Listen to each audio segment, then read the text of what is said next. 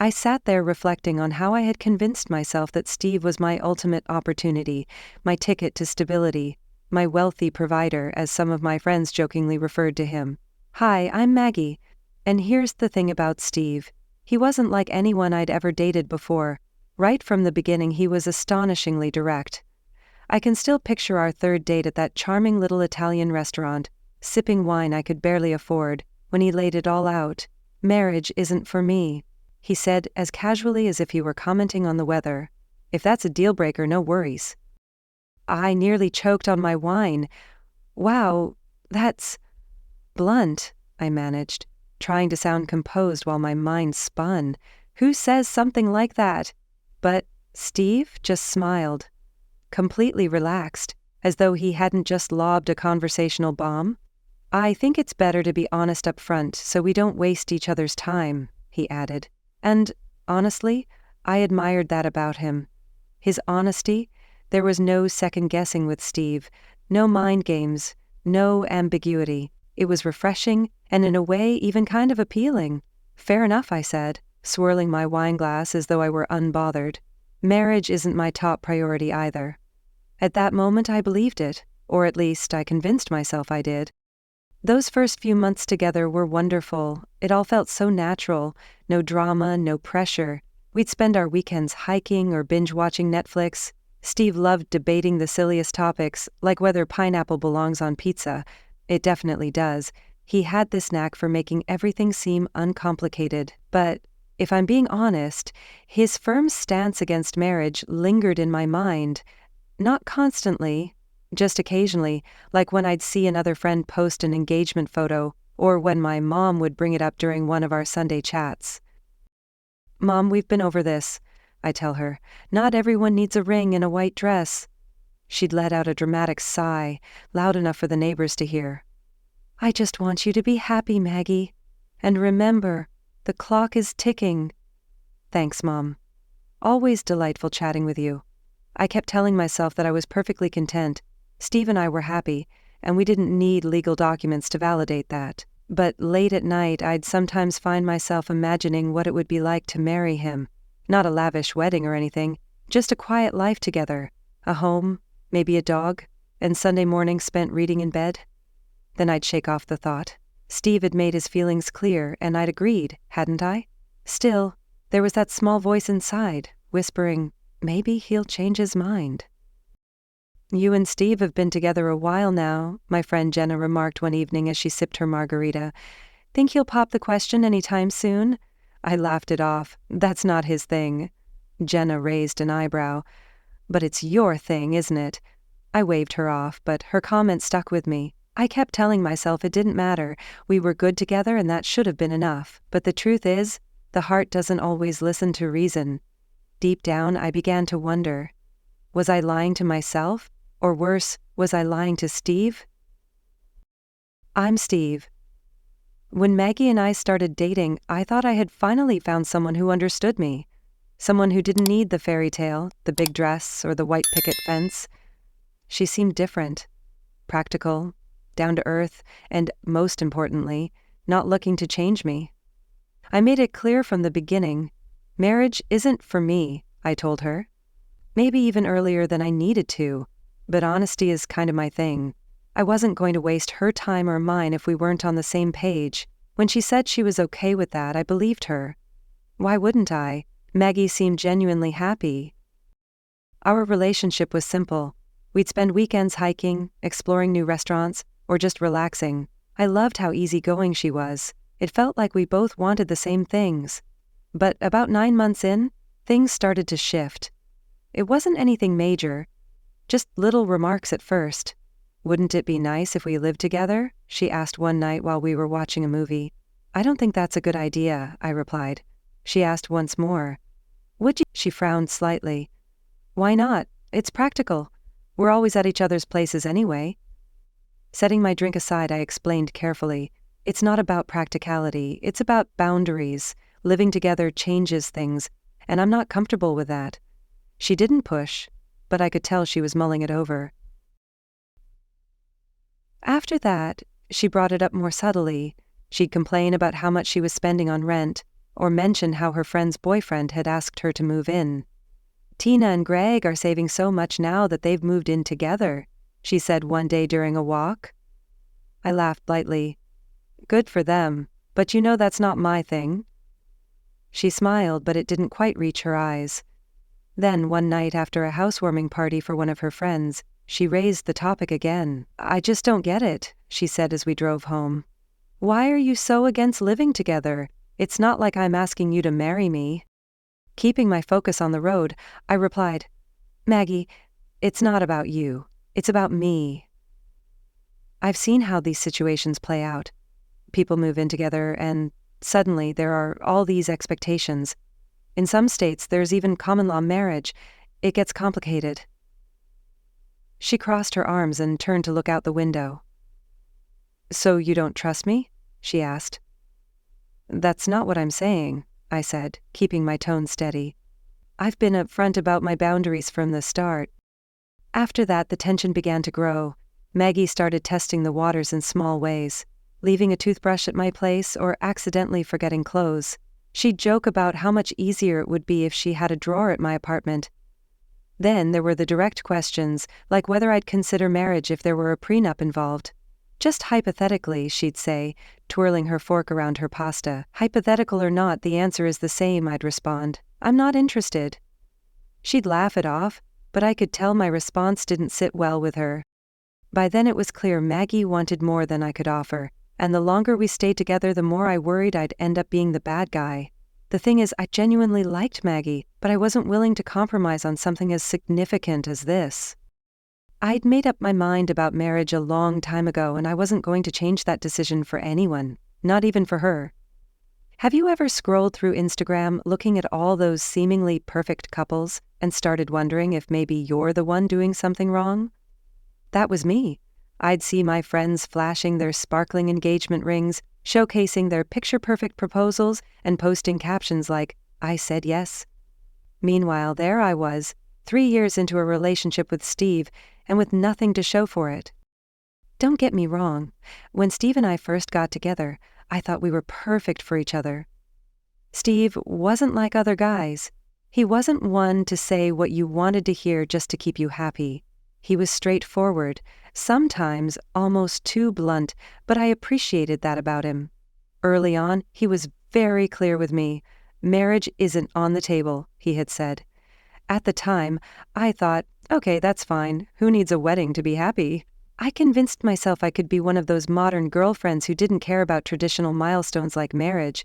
For a while, I even believed it. We had a good thing going. We laughed at the same silly jokes, tried out new restaurants every weekend, and spent lazy Sundays in sweatpants watching movies. What more could I ask for? But then, something shifted. Or maybe I was the one who started to change. At first, I tried not to let it get to me. When one of my college friends got engaged, I showed Steve the ring, hoping for a reaction. "Look at this. Isn't it gorgeous?" I said, holding my phone up for him to see. He barely glanced at it. "Looks like every other ring I've seen," he said. I laughed, but it sounded forced. "Well, I think it's beautiful. Don't you think it's nice when people commit to each other like that?" He just gave one of his signature shrugs. "Sure, if that's their thing." I wanted to scream. How could he be so indifferent? After that, I started dropping more hints, casual ones at first. I'd mention how many weddings we'd attended recently, or point out happy couples who seemed to be building a life together. One night, over drinks, I decided to be more direct. "Do you ever think about what our future looks like?" I asked. He gave me a knowing look, like he understood exactly where I was heading, but didn't want to follow me there. "I think our future looks a lot like this," he said, gesturing around the bar. "Seriously, Steve," I said, trying to keep it light, "what's your 5-year plan?" "To keep doing what makes me happy," he answered, plain and simple. I let it go, but inside I was furious. It wasn't just that he didn't want to get married. It felt like he didn't even want to talk about what we could be. "Steve," I began, keeping my tone steady, "I need to ask you something." Go ahead, he said, his eyes focused on the road. Do you think you'll ever change your mind about marriage? He didn't even hesitate. No. That single word hit me like a punch in the gut. What not? I asked, my voice trembling. We've been together for years. Don't you think we owe it to ourselves to at least consider it? We talked about this when we started dating, he replied, his tone calm but firm. I told you where I stood. Nothing's changed. But people change, Steve. Relationships grow and evolve. Don't you think it's unfair to close the door on this forever? He sighed and tightened his grip on the steering wheel. What's unfair is trying to turn me into someone I'm not. You knew who I was when we got together. The next morning, I confided in my mom about the conversation. What are you going to do, Maggie? She asked gently. I don't know, I admitted. But I can't keep pretending this is enough for me. Even as I said it, my heart felt heavy. I didn't want to lose Steve, but I didn't want to lose myself either. I had seen this coming. Maggie had been dropping hints for months, maybe even years, but I'd held firm to my boundaries. The problem was, the hints had turned into full-blown conversations, and those were getting harder to sidestep. I couldn't entirely blame her. There's pressure everywhere to take the next step in a relationship. Her friends getting married, her parents probably asking about grandkids and all that societal noise. It was bound to seep in, but what frustrated me was that we'd already discussed this. From the very beginning I'd been upfront about my stance. Marriage wasn't on the table and that wasn't going to change. One night, after yet another conversation about our future, she brought up a new idea. What if we made it official but kept everything separate? Maggie asked casually, as if she were suggesting what to order for dinner. Official how? I asked, though I already knew where this was going. Marriage, she said, but with a prenup. No messy entanglements if things don't work out. I leaned back in my chair, crossing my arms. Let me get this straight. You're asking me to marry you, but only on paper, so it feels safe for both of us? She frowned. I'm not asking you to do anything drastic, Steve. I'm just saying it's an option. We've been together for years. Don't you think we owe it to ourselves to explore it? And there it was, the push I'd been dreading. I shook my head. Maggie, I've been clear from the start. Marriage isn't for me, prenup or not. Well, Doe, she snapped, her voice rising. What are you so afraid of? It's not about fear, I said evenly. It's about knowing what I want, and I don't want this. The conversation ended for the moment, but I knew it wasn't over. A week later, she dropped another bombshell. We were sitting in the living room, half watching a romantic comedy she'd picked. She muted the TV and turned to face me. Her face was serious as she asked, "What if we tried something different?" I looked at her confused. Like what? I asked. An open relationship, she said. I laughed, thinking she must be joking, but she wasn't. I'm serious, Steve, she said firmly. Maybe this is a way we can make it work for both of us.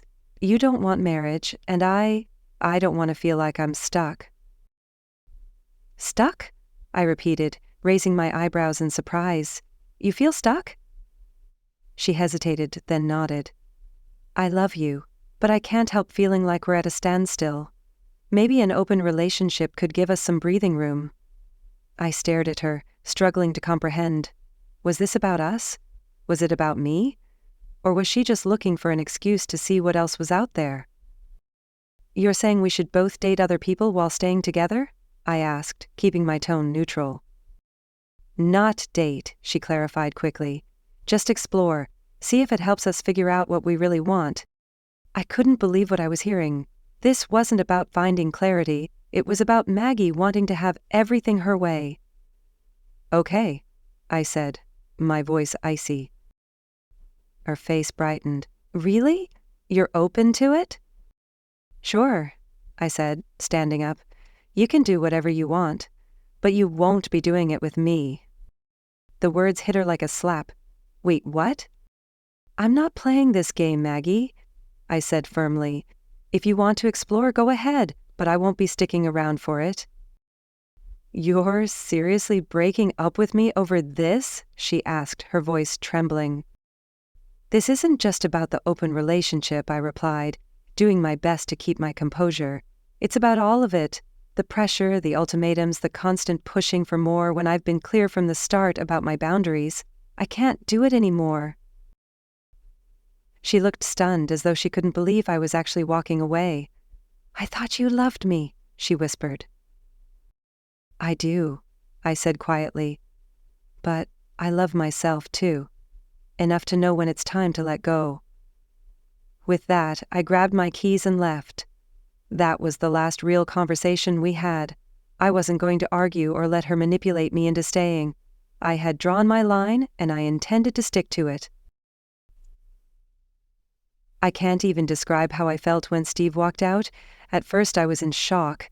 I remember standing there, staring at the door for what seemed like an eternity, unsure if I should chase after him or just stay frozen in place. He had actually left. This wasn't one of those fights where you argue and then make up afterward. He just walked out, and that was the end of it. I don't think I fully processed it until later that night. I kept trying to convince myself it was all a bad dream, that he'd realize he was being unreasonable and come back, but deep down, I knew he wouldn't. He meant it. I don't know why I thought I could change his mind. Maybe I was in denial, maybe I was just desperate, but I was furious, so angry, that I started texting him non-stop. Dozens of messages flew from my phone, my fingers moving faster than my brain could process. "You can't just leave like this. You owe me more than that. Don't act like this is all my fault, Steve. You know it's not." When he didn't respond, my frustration grew. That anger morphed into something darker, a mix of hurt and helplessness that made me feel small. It wasn't just the breakup. It was everything leading up to it. I felt like I'd been living by his rules, holding my breath and waiting for him to finally come around. Eventually, I found myself at his place, my thoughts scattered and erratic. I couldn't think clearly. I kept telling myself I just wanted to talk to him, to explain how much I was hurting. But deep down, I knew I wasn't in the right headspace. I just needed him to hear me, to understand how much pain I was in. I pounded on his door until my fists started aching. Steve, open the damn door!" I yelled, my voice breaking. Of course he didn't answer. It wasn't until much later that I realized how ridiculous I must have sounded. But by then, I had already snapped. I wasn't thinking rationally anymore. I don't even remember walking over to his car, but I remember what I did next. I smashed the side mirror with my heel, then kicked the window. A few more hits and I heard the glass shatter. It felt satisfying, but it also felt wrong, like I was completely losing control. But I didn't stop. I told myself he had pushed me to this point. He had done this to me. I stood there, staring at the damage I'd caused. His car had become a symbol of everything I couldn't fix, everything he refused to let me fix. I thought that if I made enough of a scene, if I let out all my anger, maybe it would force him to realize we still had something worth saving. But it didn't work. I had gone too far. The next morning, the reality hit me like a tidal wave. I woke up with a pounding headache, the sound of police sirens from the night before still ringing in my ears. Yes, the cops had come, and yes, I'd been arrested. I wasn't proud of what I'd done. I knew I'd crossed a line. But back then, I couldn't admit it. Not to anyone, not even to myself. I sat in that holding cell for hours, my mind racing as I replayed everything I'd done wrong, everything I'd said. I thought, maybe, just maybe, Steve would feel sorry for me. Maybe he'd come to his senses. But deep down, I knew better. I'd pushed things too far. There was no way back. I tried calling him from the cell, but of course he didn't answer. That's when it finally sunk in. Steve was done with me. He wasn't coming back, and I was too late to fix it. I sat there in silence, hating myself for letting it get to this point. I had convinced myself I could make him love me the way I wanted. He had been honest about his boundaries, but I refused to listen. I believed I could change his mind if I just kept pushing, but now I had nothing. No boyfriend, no chance of reconciliation, and a police record? All for what? A few moments of uncontrollable rage that I couldn't take back. I sat there reflecting on how I deluded myself into thinking Steve was my last hope, my golden ticket, my big spender, as my friends joked. I'd gotten so caught up in the idea of us, in the idea of him, that I'd lost sight of myself and what I truly wanted.